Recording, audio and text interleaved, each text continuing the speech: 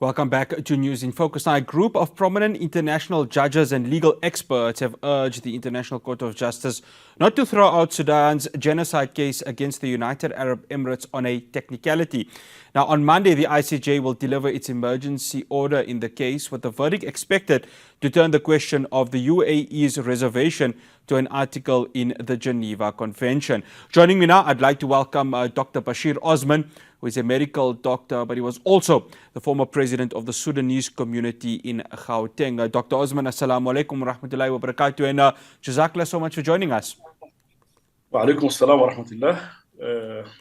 Salam to all the listeners. While I mentioned that I was past president of the Gauteng Sudanese community, I would like to ensure that I'm not really currently talking on this topic on behalf of the Sudanese community. Sure. Well, that's why I've mentioned, of course, you are the former president, and we do have that down there as a name tag. Dr. Osman, let's talk about this case, because obviously this week we've seen ICJ deliberations from various nations, of course, on the genocide that is happening in Gaza right now. Sudan, of course, is quite an important topic, because Monday we're going to hear the ICJ's deliberation. Technicality, for those who have not maybe been following this case, what is the technicality that the UAE brought that is trying to stifle Sudan's case at the ICJ? Thank you very much for the opportunity. And I would like to start first to say that obviously I'm not a technical expert in the matter. And the technicality, which I think I can come to it later, is based on the reservation by the UAE that they didn't sign or they made reservation against Article number 9 regarding the jurisdiction of the court over implementation of the recommendations. So that we'll leave it for now. I think just in order for us to give a broader opinion on, or a broader brief on the situation in Sudan and what led to this ICJ case, I would like to take the listeners back to what happened in Sudan, actually, and the correct definition, because I believe that there are some confusion whether that was done by intentionally or just misrepresentation about the current crisis in Sudan.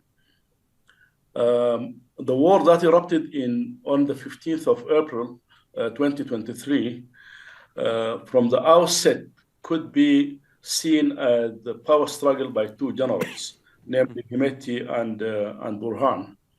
But it was so evident from day 2 of the war that the intentions were far outreaching.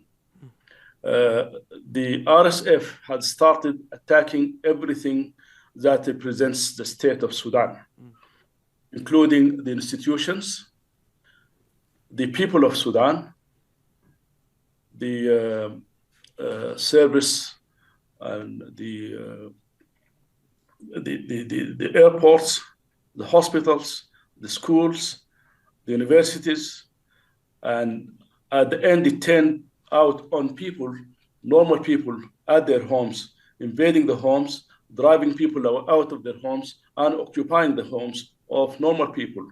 That has been seen all over the places that were reached by the RSF troops in Kartum in the beginning, and then they spread all over the places that they were in Al Jazeera and in as far as Sinar state in central Sudan. It is the same modus operandi that had been practiced by the RSF through its history.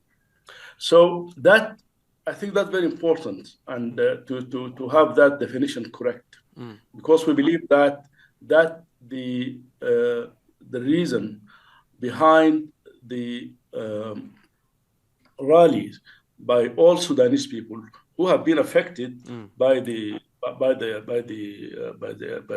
events to rally behind the Sudanese National Army to fend off, as a simple motivation, these atrocities that have been perpetrated against them. Dr. This Osman, is, Dr. yes, Osman, I have to so stop you there we should because not, I want to get to, of course, and you've led me to this question, the role yes. of the UAE in supporting the Rapid Support Forces. And of course, this is the presentation that Sudan had brought to the International Court of Justice. So how much of an involvement, and again, we're basing this on what has been brought to the court, and we wait for those deliberations from the ICJ. So how much of an involvement has the RSF and the UAE government had in this perpetration of what is currently happening in Sudan, especially with attacks happening in and around the Kartum area? All right. Also, to answer this question, I think we need to say, did war crime happen in this war or not? Because that should actually precede whether Emirates were involved or not, and whether those war crimes were perpetrated by the RSF or any other side. So let's start by the genocide. In June 2023, just 2 months or 3 months after the erupt of the war, the Janjaweed, the RSF in this case, Yes. troops killed over 1 week around 15,000 people of Al-Masalit in their city of Al-Jineina.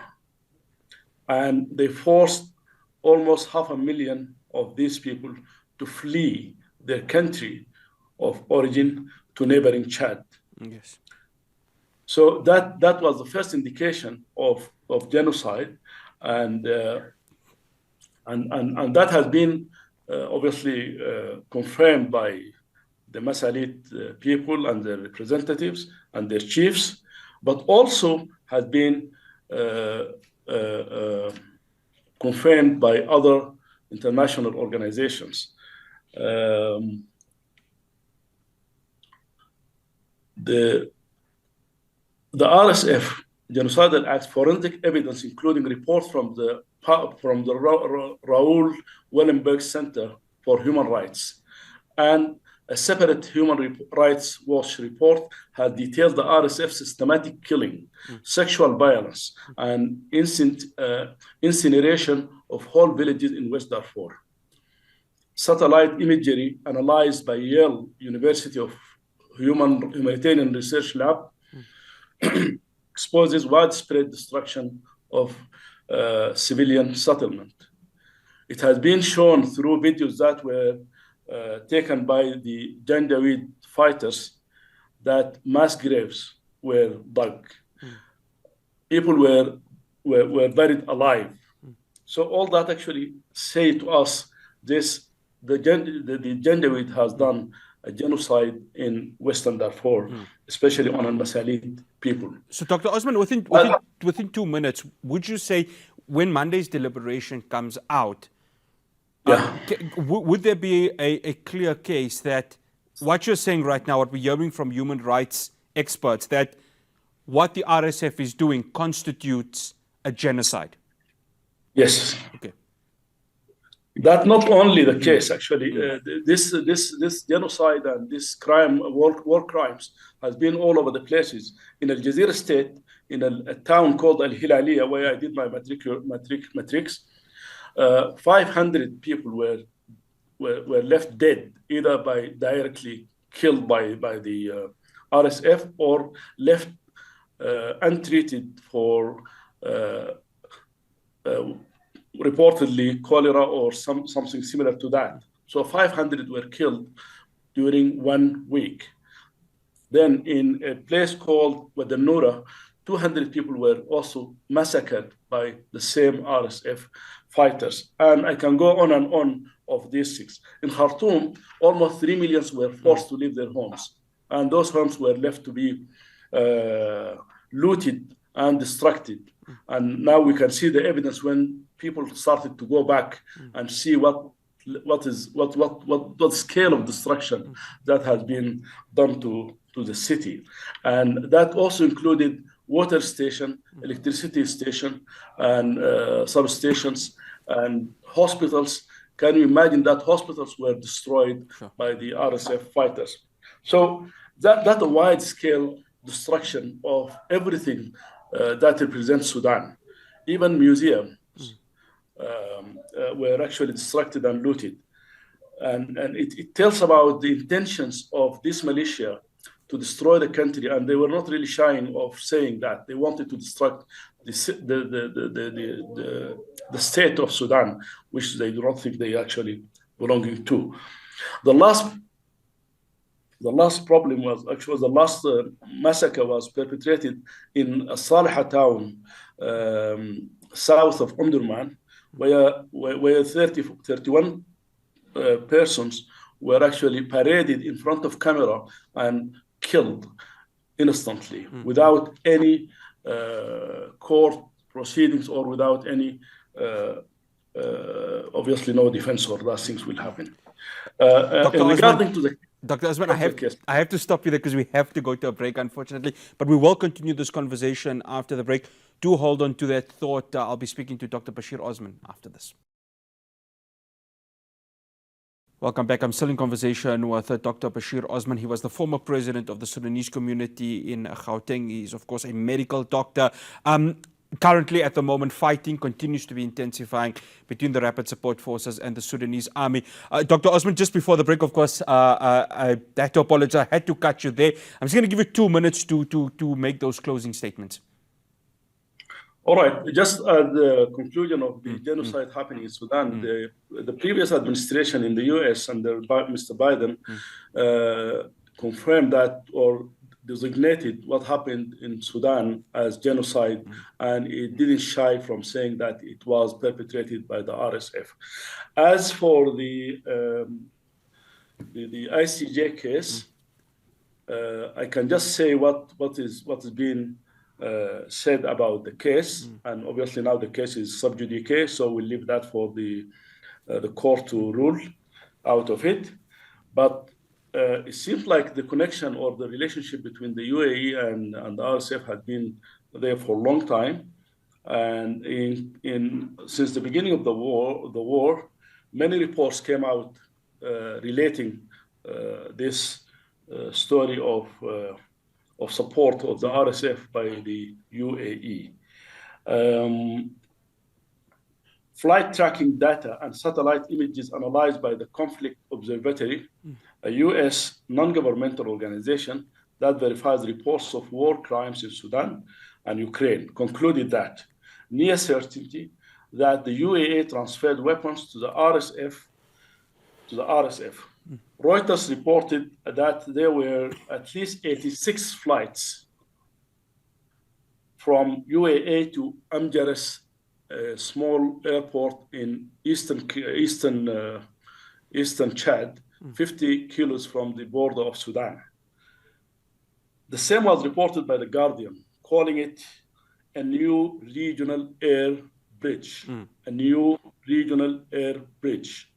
So these flights coincided with a surge in drone activity by the RSF, and obviously contributed to the prolonging of people's suffering all over the country. The Biden administration, in communication with Senator Van Hollen in the US, he reported that they told him that the UEA had confirmed to him they would no longer continue supplying arms to the RSF, which I think the admission here is clear.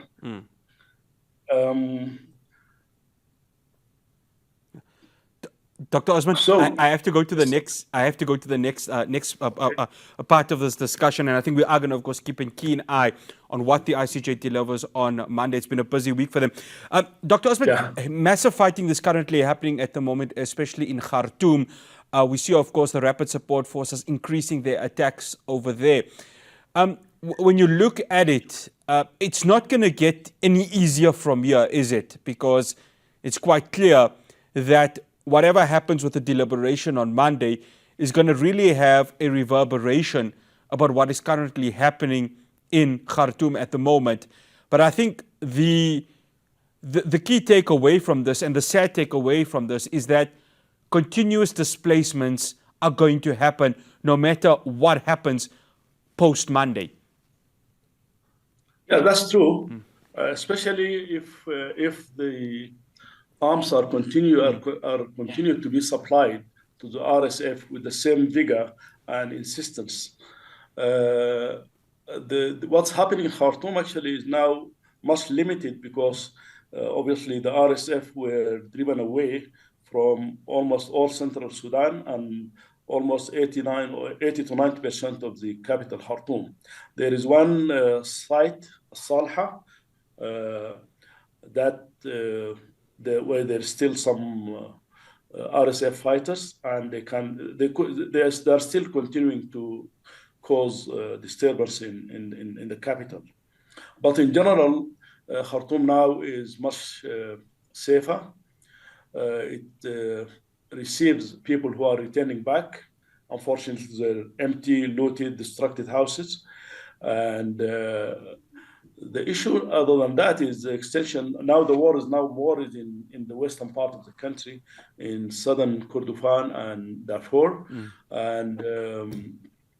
and that's I think this is the third phase of the war.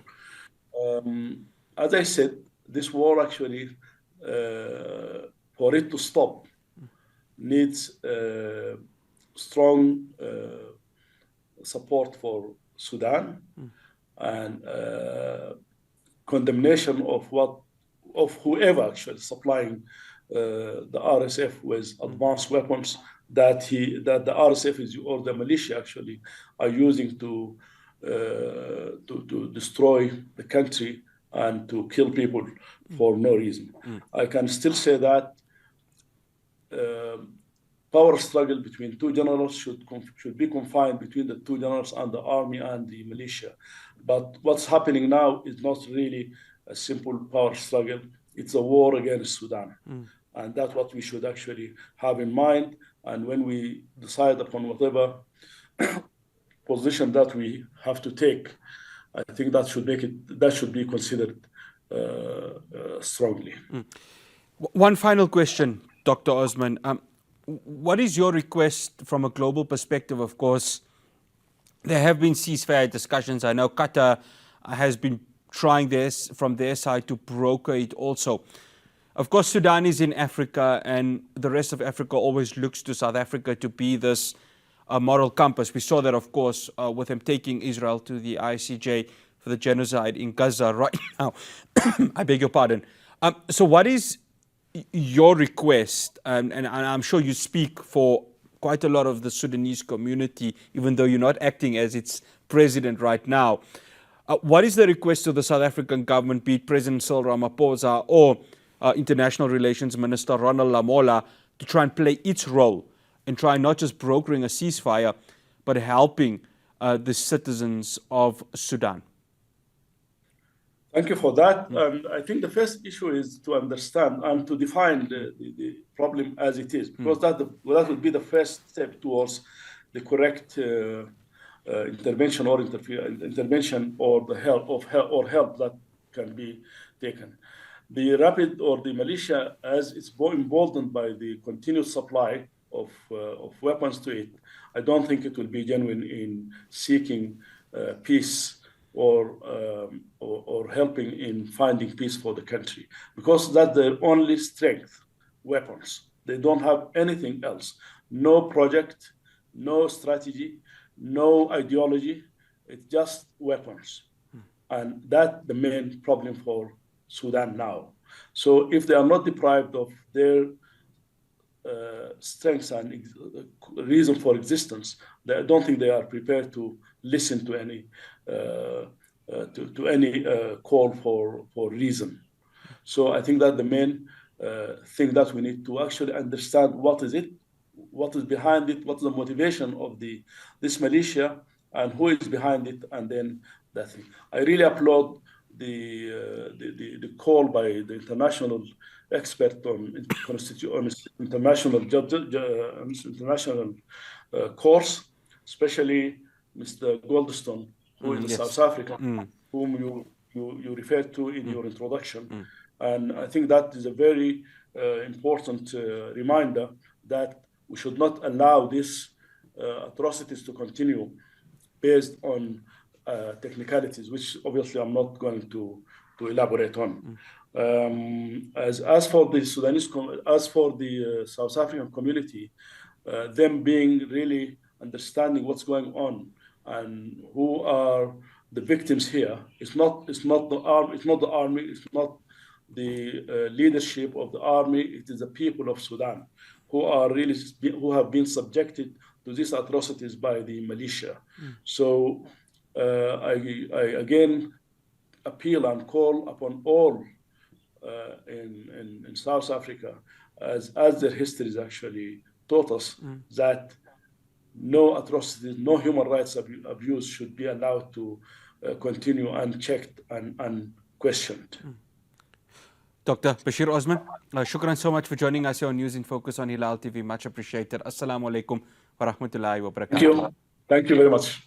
Dr. Bashir Osman, of course, he was the former president of the Sudanese community in Gauteng, medical doctor, and of course, he's breaking down. It's going to be very interesting how the ICJ makes its deliberation at a time where it's got quite a lot of things spot on in terms of its collective. I beg your pardon. So, of course, remember, there's many judges that need to come through and make this decision. So it's going to be quite interesting what happens from there. But the key takeaway, the most important aspect, are the citizens of Sudan who are being displaced, who have been told they can no longer be in their houses because killings are occurring, destruction to their property, and its history and culture being taken away. That is the sad part of all of this. And Sudan's history has had that from, of course, it gaining independence right now. Wars have really taken over, and it's the citizens that are paying the dear price for what is currently happening right now. We hope that Monday's decision, whatever it may be, will set the precedents that will help the Sudanese community and stop the fighting once and for all. Well, that's all we have for you here on News in Focus. From myself, for Hospital, and the rest of the team in Johannesburg. Do have yourself a good weekend, but most importantly, a safe one. Assalamu alaikum wa rahmatullahi wa barakatuh.